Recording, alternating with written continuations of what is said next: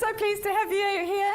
And as you can see, I'm wearing my happy dress because yes, we are going to speak about how to feel good and why it's important to feel good.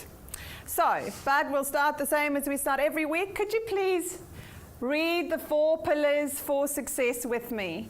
So, knowledge creates awareness. Awareness enables clarity. Clarity fuels action, and action will change your life. Okay, so we're at session 5. Is this starting to become true for you? You're starting to take the knowledge and it's making you aware of a few things, and so you're building a bit of clarity about how it actually is for your life? Yes? Excellent. So, on to the next little thing. So I've changed it just a little bit so that it's more personal. So can you read that out with me?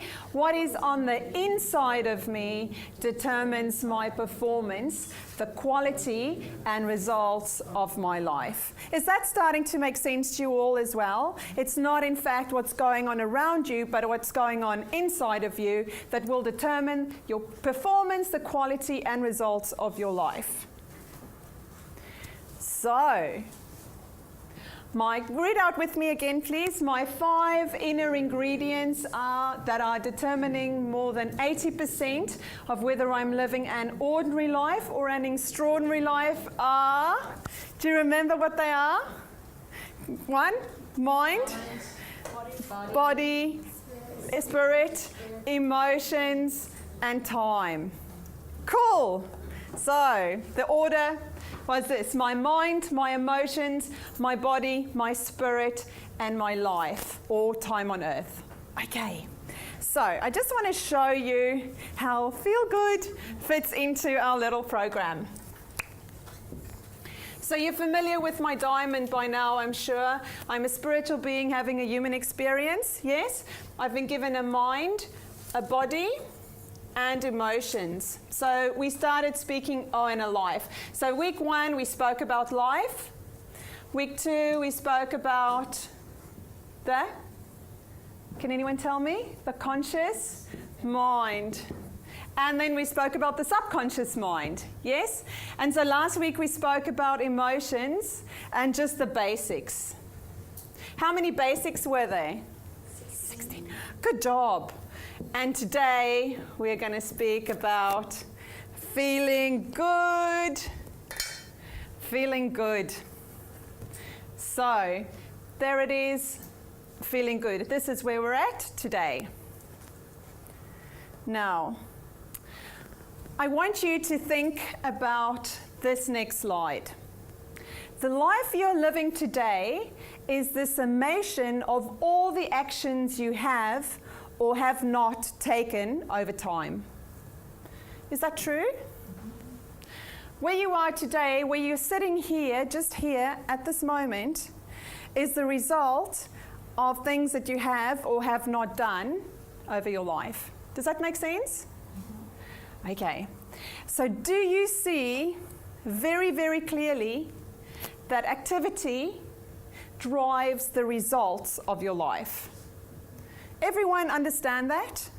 Everyone understand that everything that they have done or have not done has brought them to this point? Okay. So we shall say that action is somewhat, or activity is somewhat important, yes? To act. And then, as I spoke to you last week, what drives that action? What drives that activity? Your emotions. More than anything else, what drives the activity is how you are feeling at any point in time. More than anything else, what drives what you do is how you feel on the inside. And you know what? Is that conscious or subconscious? Subconscious. So do you have awareness of that? No. Remember, only 6% awareness. So that action based on how you're feeling, that when Walt says something and I get really upset and I say something back really quickly, is that conscious? No. It's driven by the feeling that I get. Does that make sense? Okay. So we also spoke last week about how when you think a thought, the happiest day of your life, it produces an emotion, feeling happy, and you will start to smile. Yes? Or if you think about something really sad, or if you start worrying about the future, or if you start feeling regretful about the past, does it make you feel good? No, it makes you feel regretful or sorry or sad or worried or stressed or whatever. And so your body responds accordingly, and your heart starts beating. And if you then become aware of what's happening in your body, you'll actually feel your organs changing in reaction to what's going on here. Everyone following me? So, just if we can go back to that slide very quickly, what you think produces a feeling, that feeling produces an activity or an action, and that action is the result of your life.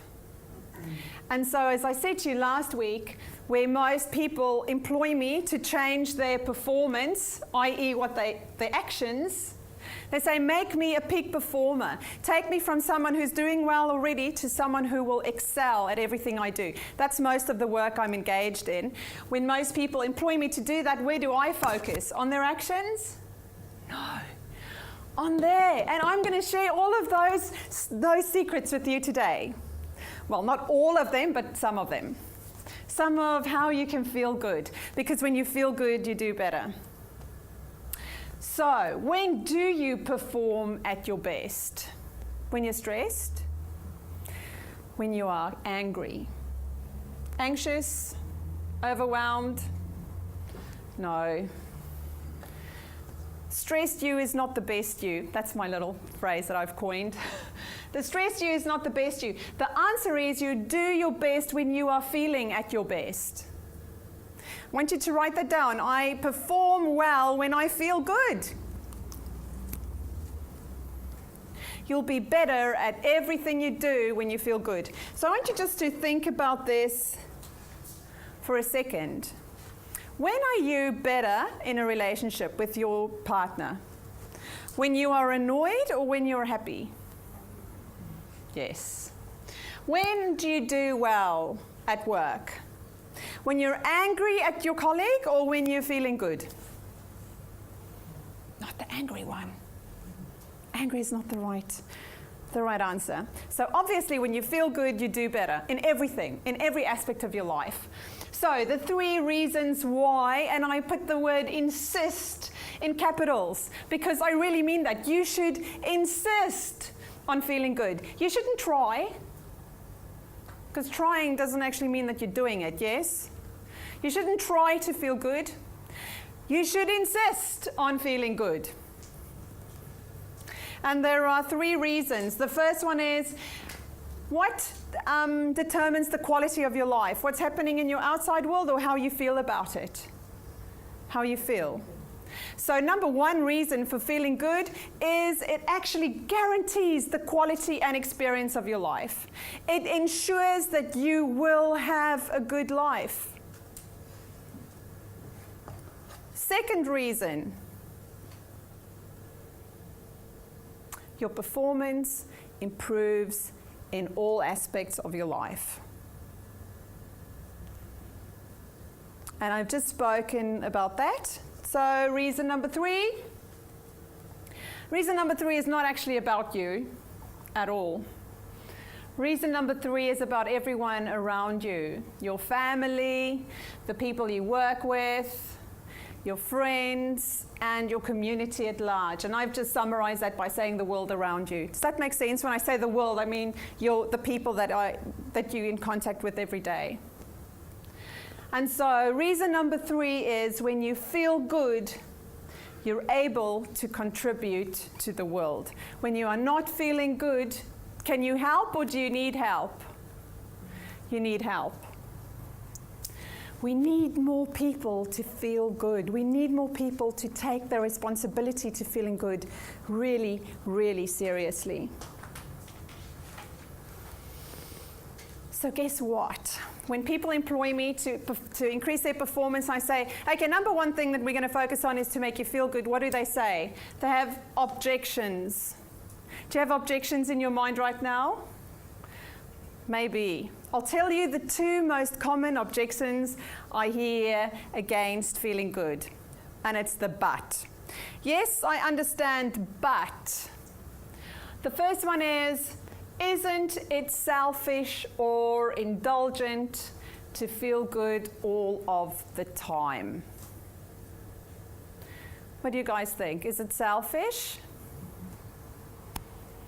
Is it indulgent? Do you make a better contribution to the world when you are not the selfish person feeling good? No. It is not selfish. In fact, it is essential. I think when you're not feeling good, that is selfish. Because that means that you are focused on yourself and you need help and you need to get yourself ready and you're not able to contribute. Does that make sense? Good. And number 2 is my favorite and the one I hear most. But shouldn't other people work harder to make me feel good? But it's my husband. But really, let me tell you about my wife. My one client said to me something, I can't remember his exact words, but something like, isn't a life sentence in prison only 20 years? I've been married for 25. Can't stand my wife. Terrible, hey? Terrible, terrible. But you know what happened to that client when he worked on feeling better? Did his wife respond to him differently? Yes. Did their relationship change? Yes. Are they now happily married? Does he still feel like he's in a life sentence? No. He loves his wife and she loves him. It's better. It's a much better life. So this is what I want you to write down. Do not wait for your circumstances to change. Do not, it's another one I hear a lot. I have a section of clients, they're all female and they're all in their 30s. And they all have not yet met the right guy. And they're all a bit anxious about their ability to have children beyond 40. And so do you know what I hear when I say you have a responsibility to feel good? But I can't because I'm not married. And then I do say, I won't say what I say. Do not wait until you get married. Do not wait for that promotion. Do not wait for everybody else to change so that you can stay the same. Do you know people who live that way? They want everybody else to change so that they can stay the same. I don't want that for you. I want you guys to feel good. So if you are not feeling good right now, I want you to do something, even if it's only one thing, over the next week to bring you to a point or a bit closer to where you do feel good most of the time. So let's talk about that. How often should you feel good? Do you think it's realistic to say that you should feel good 100% of the time? No. No, it's not. And next week, we're going to talk about the other 10%. Next week, we're going to talk about what if you don't feel good? Why do we even have the ability to feel these unpleasant emotions, and what should we do with them or about them? So that's next week, and I think you're really going to like it because negative emotions are really there to help us, and I'm going to show you how to use those negative emotions as your potent allies for achievement, success, and an extraordinary life. But that's next week. So today, I just want to say that it is not realistic to say that you will feel great all of the time, because you won't. But you should feel good 90% of the time. Now, what is your feel-good goal? If I were to ask you, and I will, what is your score for feeling good on a scale of 1 to 10? 1 being really, really, really, really depressed and terrible, 10 being elated. What's your score? Write it down for me on a scale of 1 to 10. Okay, so what's the goal? Now that you know where you are, where should you be? Your feel-good goal should be 8 out of 10. Now I have to tell you, Sharon raised the bar. She always says 8.5. 8.5 is your feel-good goal. My goal is 8 out of 10. So every day you should be saying, well, where am I on a scale of 1 to 10? Oh, I'm at an 8. Good. That's where you should be. Oh, I'm a 6. Oh, I need to do something. What's preventing me from being an 8? Please write that question down. What is preventing me from being an 8? So every day you ask yourself, what is my feel-good score on a scale of 1 to 10? If it's not an 8, you ask, what is preventing me from being an 8? And what do you do then? Nothing? No. No, you don't do nothing. You address the issue, whatever it is. Oh, I'm overworked. Okay, how can I deal with overwhelm? And that's what we'll talk about next week. Or I feel sad about something. Okay, how can I repair this relationship with that person? Or just address it. But we'll talk about what to do next week. Okay, so what does it mean to feel good? I have not defined it for everyone. I'm not going to say, you need to feel extremely excited every day, because no, you don't. But you need to feel any of these emotions. And I've got 3 slides full of them, so if you can read them with me, that'll be excellent. So what you should be feeling most of the time is one or many of these, okay? Number 1 is gratitude. Number 2, kindness, excitement, enthusiasm, passion, love, peaceful and calm. Optimism or optimistic. Research shows that people who are optimistic are 10 times more successful than people who are pessimistic. Did you know that? Did you know that the one thing that will really influence whether you'll be successful or not is whether you're optimistic about the future? Something that you can change maybe. Next one, joy, hope, relief, happy and faith, and control. Who here thinks that they can control other people? You cannot. You can only influence others. You can only control one person. And that's you. And we spoke about that last week. Isn't it great that we can control, you can control you? Because otherwise we would have had to wait for everyone, and that would be dreadful. Dreadful, dreadful. So more feel-good emotions, feeling confident and well and contentment and strong, a sense of well-being, safe, secure, a feeling that all will turn out well, other way to put optimistic, and enthusiasm. Oh, there's more. Drive, control, courage, focus, energetic, powerful, personal power and compassion. So now we're going to do 24 strategies for feeling good, any of those other emotions. Okay, now let me quickly point something out to you. Do you see that word practical? That means things that you're already doing, things that you can actually incorporate into your day-to-day life. This is not rocket science. This is stuff that you're already doing. All I want to do is I want to draw your attention to what you should be doing every day. I don't want to even be telling you what to do or even making a suggestion. All I'm saying is that if you do any or all of the 24, that will bring you much closer to feeling good. But which ones you should incorporate in your life is dependent entirely upon what's going on in your life. Does that make sense? So these are great suggestions. Please write down at least 5. Am I being optimistic? 5 that you'll incorporate in your week. Okay, that's the homework. 5 feel-good strategies over the next week. And of course, I've made it really easy for you. I've given you that little slide to show you that's number 1. So the happy, smiley face. Number 1 is by far my favorite. And it's called Decide. Let me tell you a little bit about what changed my life, when my life started to change. It was at uni in my 3rd year psychology. And we studied all the different, I think it was 3rd year, I can't remember, studied all the different personality theories. And the one that really resonated with me was a theory that a man wrote, and his name was Viktor Frankl. Who's heard of Viktor Frankl? That was the one, really the first time when things started to my perception of things started to change. I'll tell you the story for those of you not familiar with him.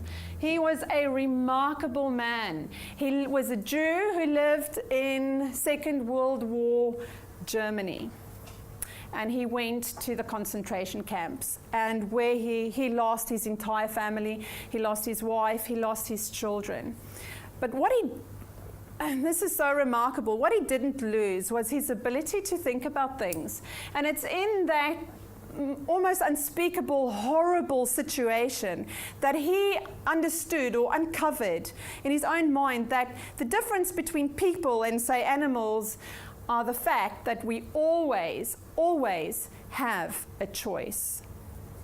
And so often we cannot decide our circumstances. Have you ever found yourself in a place where you really don't want to be, and there's really nothing you can do about that? Yes? I think we've all had experiences like that. So Viktor Frankl obviously found himself in a place where he did not want to be, but he understood in that place that the one thing that he could change, the one freedom that absolutely nobody could take from him, was his ability to decide how he was going to feel about it. His ability to choose his attitude. Absolutely no one could take that from him. And even though he lost his wife and his children and everything else that was dear to him, he didn't lose his ability to make the best of that situation. And what he did was he tried to help people. And he also, after he actually survived and after leaving the concentration camp, he developed a theory and a therapy. And it's always based around finding meaning in your life, finding meaning in the things that you do, finding meaning or finding out what is meaningful to you. But you know, when I find myself in a difficult situation, I go, rightio, what would Victor do? What would Victor do? Because I will never, hopefully never find myself in a situation like he did. None of us should ever find ourselves in a predicament like he did. And if he could change his mind, what can we do? Change our minds. So should you wait for the promotion and the marriage and the children and the this to come and the bank account to rise and the this and the that? No, because if you can decide to feel good right now, guess what? You'll always feel good. Does that make sense? So this is my number one favorite, decide. And the smiley face, number two. And I must say, this is my second favorite. Be grateful. Human tendency is to focus on everything that's wrong. Have you noticed that? We focus on the often smallish things that once you focus on them, they become bigger and bigger and bigger, and they overtake everything that's right. And when we spoke about the mind, I gave you a question, and the question was, what is good about this? Do you remember that? What is good about this? I would like you to write that question down again. What is good about this? So when you find yourself in a difficult situation and you ask the question, what is good about this? Will your mind focus on everything that's wrong? No, it'll find what is good. And in every situation, there is something that is good. In your life today, there is much more that is good than is not good. Yes? All agree upon that? And would it make you feel great to focus on everything that's not good? So be grateful. Also, I want to put your lives into perspective. So, according to the World Bank, 8 million people die annually because they are simply too poor to stay alive. More than 800 million people go hungry every day. That's not us, is it? No. Approximately 9.2 million children under the age of 5 die annually, mostly from preventable diseases.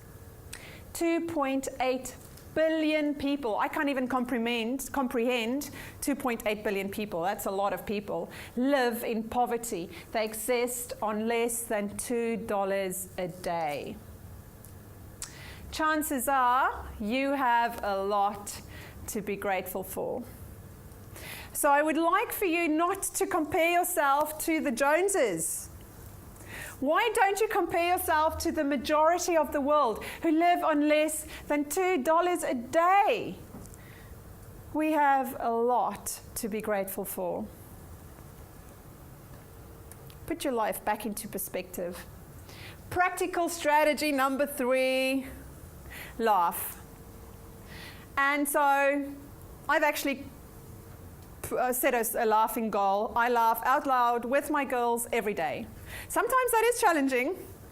You know, when it's late and you've had a big day and you're home and it's bath time and they're splashing and you don't want a lot of splashing, it's a bit challenging to find something to laugh about, but we get there. And so I'd really like for you to set this goal too, to set a goal of laughing out loud at something, even if it's yourself, once a day. It does make you feel good. So laughter is the best medicine. Make laughter a priority in your life and laugh heartily daily.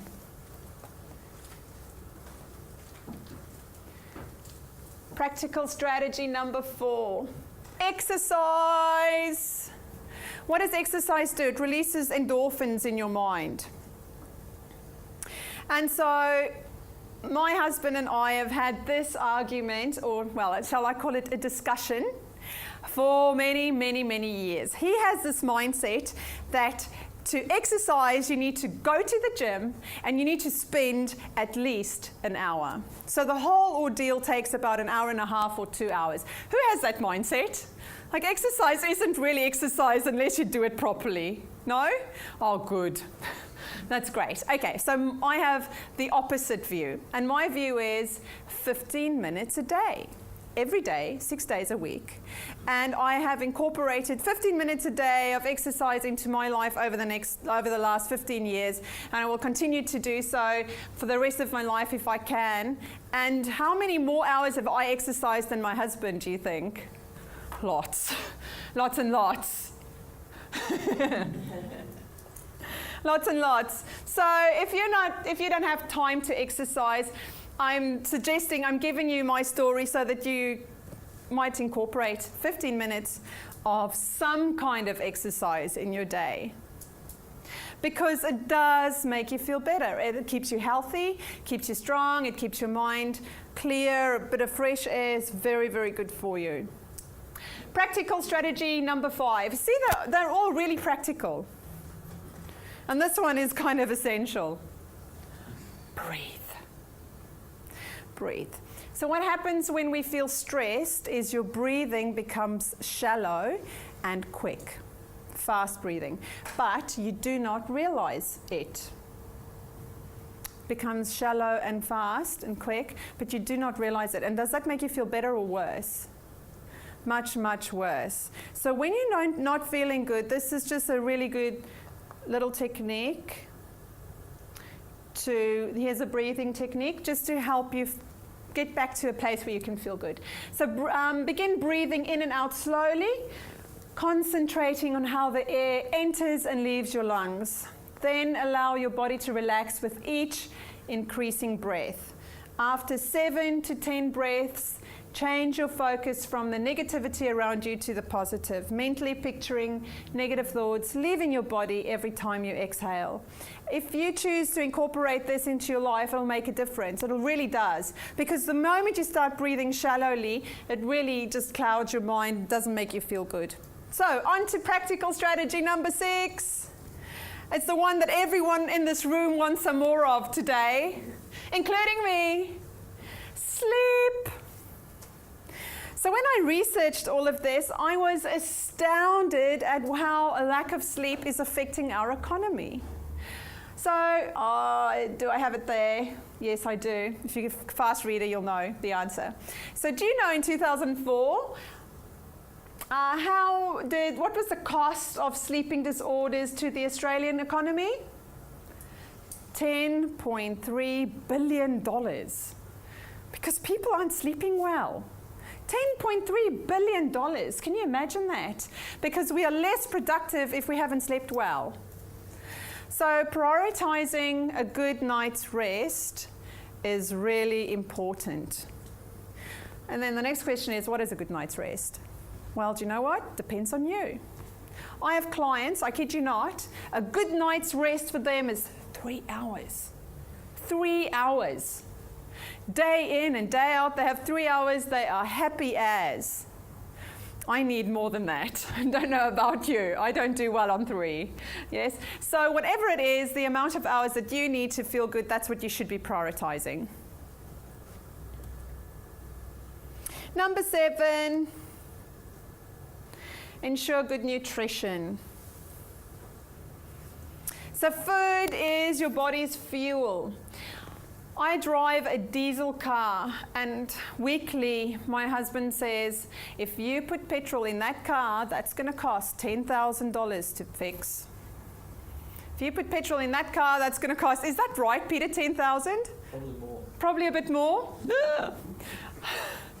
And so we don't do that with our bodies though, do we? We don't go, we put the wrong stuff in our bodies all the time, even though it's the same fuel. And after a while, when your health starts to suffer, it also costs more than $10,000 to fix, yes? So I want you to consider your diet. Practical strategy, number 8, take dietary supplements. Now this does come with a warning, speak to your doctor before you do, but primrose oil and fish oil are great for your mind. Great for your mind, and they're great mood stabilizers as well.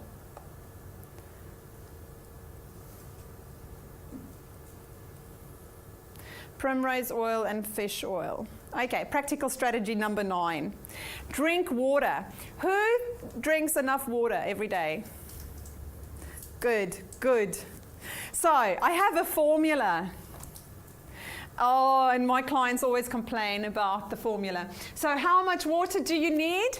A really simple formula, 0.045 liters times your weight in kilograms, only if you weigh more than 50 kilograms, okay? If you weigh less than 50 kilograms, this formula does not apply to you, but I think we're all right in this room. So 0.045 liters.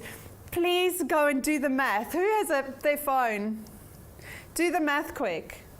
Yes? You'll be surprised at how much water you need to drink every day. Practical strategy number 10, control your mind.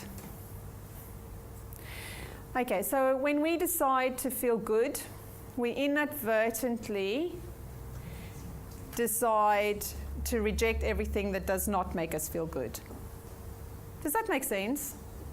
When you make a decision to feel good, you kind of by default then decide to reject things that do not make you feel good, like worrying about the future, or feeling guilty or sad or bad about the past, or focusing on the stuff that really just don't make us feel good. So I've spoken about this a few times, so I'll just mention that. Moving on. Practical strategy number 11. That's one we've spoken about before as well. Run good programs. So our personal power statements. I have the rewards. You have to bring your CDs in. Personal power statements, they really do make you feel good, because when you run good personal power statements, like all of those lists of good emotions, wouldn't they be great personal power statements? I am grateful, I am energetic, I'm confident, I'm happy, I feel good.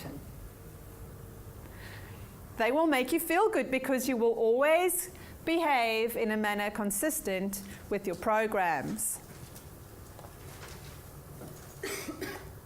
Practical strategy number 12. Guard what you give your attention to. So I want to tell you a story. Is it okay if I tell you a story? I once dealt with a girl, and I want you to imagine her. She's in her early 20s, medium height, slender girl, glasses, very unassuming, hair always tied back, really, when you look at her, you imagine her to be kind of shy and soft-spoken. Anyway, and she said, she came in and she said, well, I'm really upset with my neighbours. Okay, where do you live? No, I live in a unit. Okay, why are you upset with your neighbours? Because they are playing loud music. Late into the night? No, just about until 9 o'clock or 10. But it really upsets me. So what do you want to do? I said to this girl, and she said, I want to kill them. And I said, pardon? And she said, I feel like I want to take a gun and go kill them. And I was a bit shocked, as you can imagine, and taken aback. And so we spoke through that, and she wasn't kidding, hey. She was absolutely serious. She wanted to get a gun and kill the neighbors because they were playing loud music until 10 o'clock, 10 p.m. every night. Not that that would be annoying, anyway. So, God, what you give your attention to. So speaking with her, do you know what she spent her time doing? Listening to heavy metal music and playing war games into the night on the internet. So she didn't sleep much. What she did, she went to work during the day, and at night she would be on the internet playing these, you know what I'm talking about, the computer games that are not so very good for you. So she was giving her attention to killing people a lot. And so do you know what she wanted to do? She wanted to kill someone. And so that's a bit of an extreme, but I want to use that example to tell you that what you give your attention to has a profound impact on you. Over time, you are programming your mind. Does that make sense? And what you think about makes you feel a certain way, and when you feel a certain way, you have a bodily response, and you will also act. So guard what you give your attention to. If any of you are playing computer games late into the night, don't.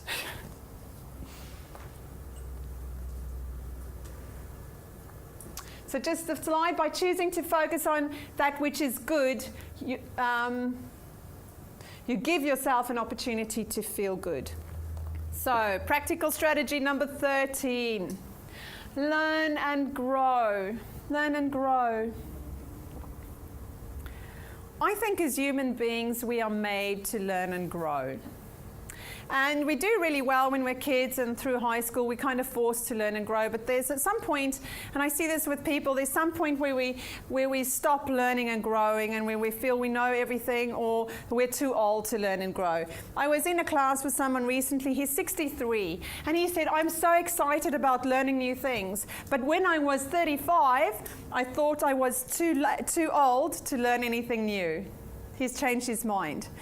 When he was 35, he thought that he was too old to learn anything new. Now, I've just written that book, The Naked Truth About You. Let me tell you how hard that is.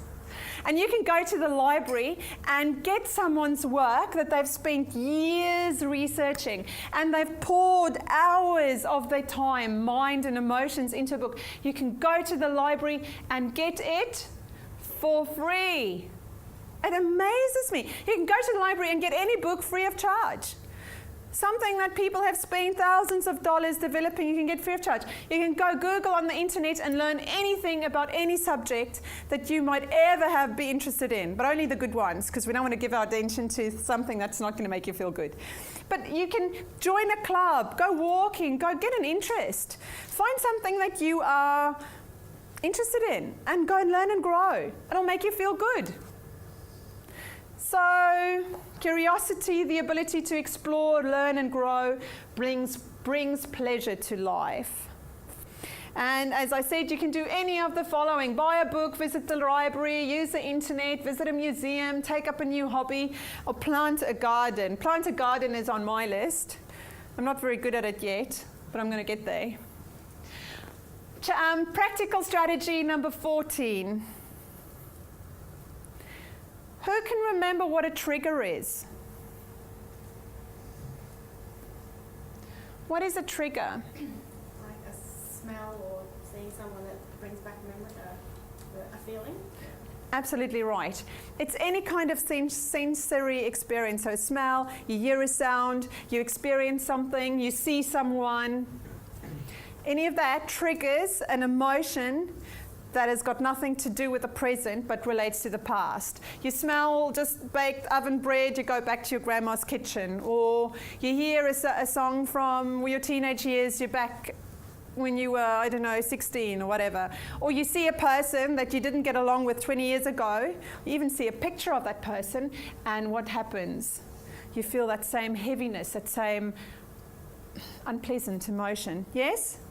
So, should you be giving your attention to things that make you feel bad all the time? No. If there's a specific song that really just makes you feel very, very sad, should you be listening to it all the time? No. So avoid your negative triggers. And as I said last week, if you have a trigger that's really negative that you cannot avoid, you need to go and seek some help. You need to get that sorted out, because it's going to prevent you from feeling good, and that's not where we want to be. So practical strategy number 15 is in fact music. And so music has immense power to make us feel a certain way, to connect to our emotions. And again, you want to choose music that makes you feel happy and excited and good. You don't want to be listening to heavy metal all the time that makes you want to kill someone. Or you don't want to be listening to very, very sad music all the time, because you will feel sad, and then don't be surprised by it. Does that make sense? Good. Practical strategy number 16, lend a helping hand. And what I always say to people is find the thing that you love to do and do that for someone. If you love baking, bake a cake and take it to an old lady. If you love walking a dog, take a friend's dog for a walk, or just do something for someone. Do you know who will benefit most from that experience? You will. It really does make us feel good when we help other people. So regardless of what you choose to do for others, you will gain the greatest benefit.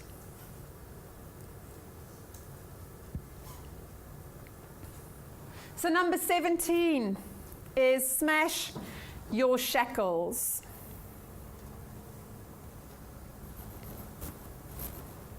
Smash your shackles. Who's ever made a mistake? Who's failed at something? Yes. So do those experiences somehow attach themselves to you?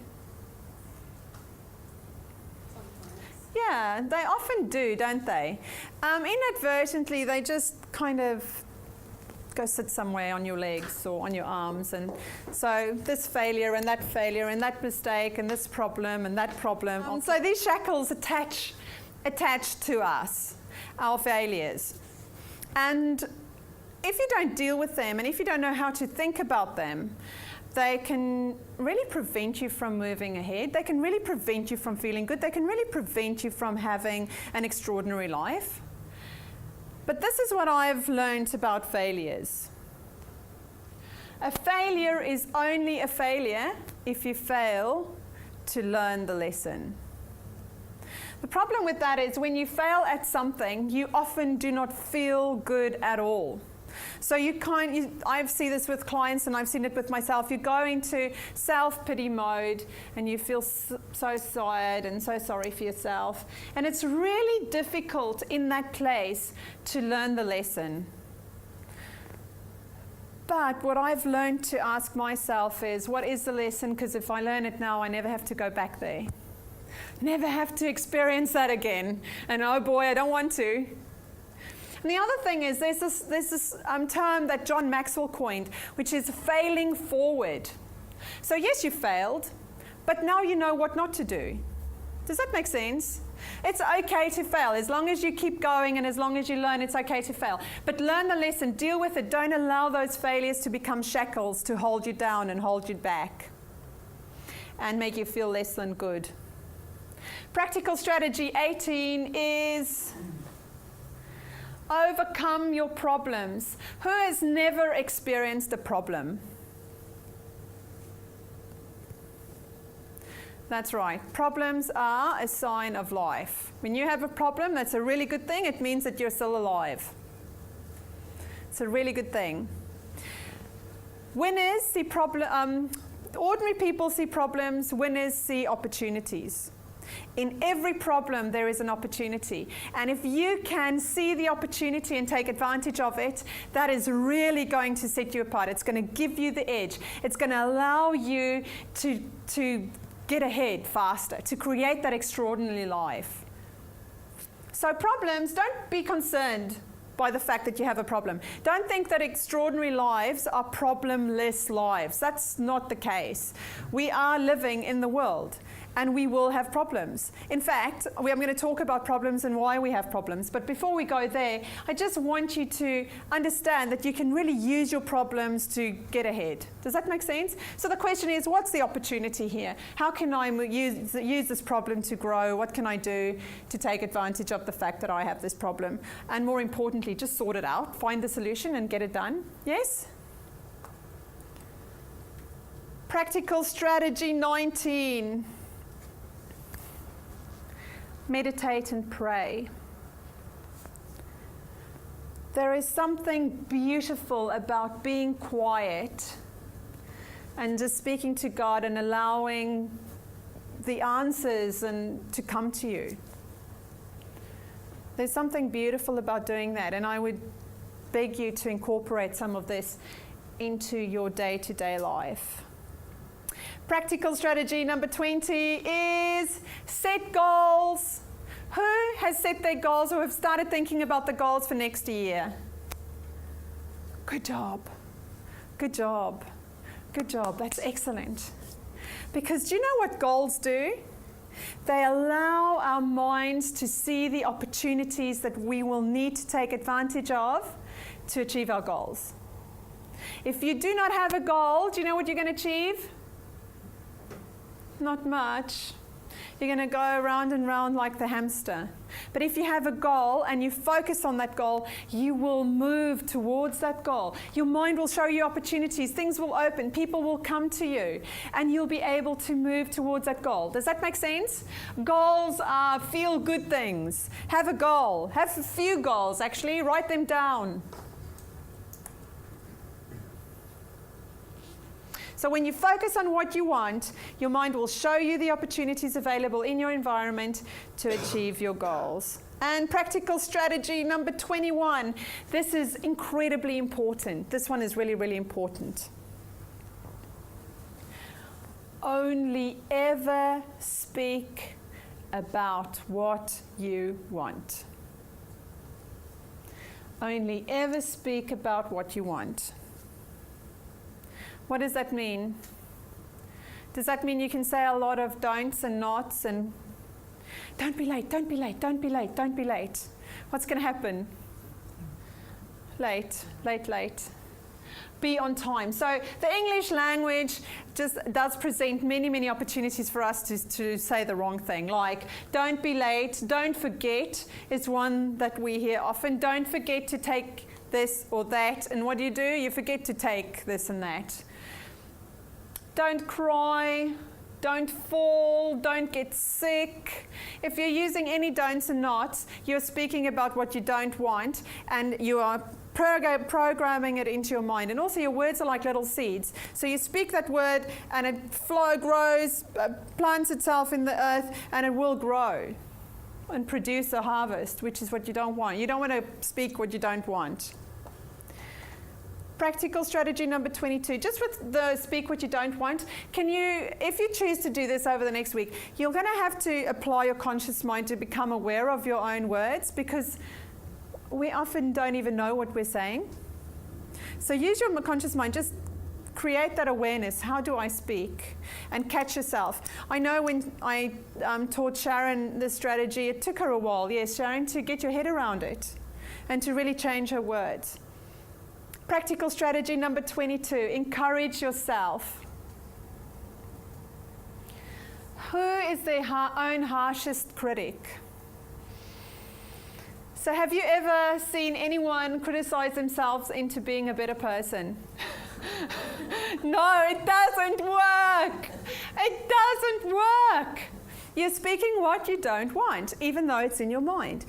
Speak encouraging words into yourself. because you cannot, in fact, criticize yourself or anyone else into being a better person. You can encourage them, you can influence them by being encouraging, but criticizing doesn't work. Again, you have to apply your mind. You have to become a bit aware of what's going on, the thoughts that you keep repeating in your mind, those words. I can't do this is one that I used to have in my mind. I can't do this. I would keep going, but I can't do this. I can't do this. Until one day I said, I can't, I'm going to stop, because I just cause myself not to be able to. Does that make sense? So now I just say, I can. Just keep going. You can do this. You can do this. Much better. Oh, you fool. That was a silly thing to do. Not nice. Practical strategy number 23. Find meaning in your daily activities. I'm sure you've all noticed that life is filled with lots of ordinary days. Life is a pattern. There's a pattern to life. It's kind of an ordinary day, ordinary, and then every now and again something extraordinary happens. And then we go ordinary, and have you noticed this pattern? Do you know what? It's not just these days that count. It's every day that counts. It's not just the moments when a big event or something nice. No, every day is important. And everything you do in your day, from making your bed to making a cup of coffee to getting dressed in the morning, all of these activities that we do routinely are really important. Why don't you ask yourself the question, how can I make this important? How can I find meaning in the things that are ordinary to me? Because do you know what? That's your life. That is your life. You are spending your life getting dressed and making tea and making your bed and doing the housework. And your life's important. And you should insist on it being extraordinary. So if you need to have a party or the party music going while you're doing the housework for that to be fun and exciting and good for you, then do that. Do what it takes to feel good. Does that make sense? Good. And then the last one.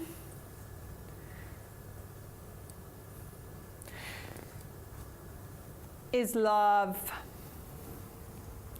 Love is the one guaranteed feel-good emotion.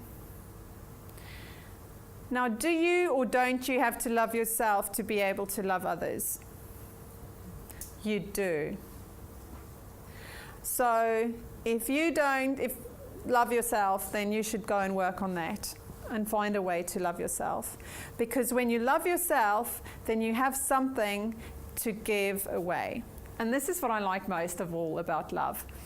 Love is the one thing, the more you give it, the more there is. Like if I say I love Megan and she loves me back, we're creating more love in the world, not less. Does that make sense? And so every person you love, we're creating more and more love in the world. Do you remember in week 1 I said I have a dream? I want the world to be a better place for us and for our children. I think this is the key. When we love each other, we are generating and making more love. We're making more people feel good. When you love yourself, you have love to give. And so that is what I want to end this session with tonight. Please, guys, insist on sharing love. So, loving yourself is essential.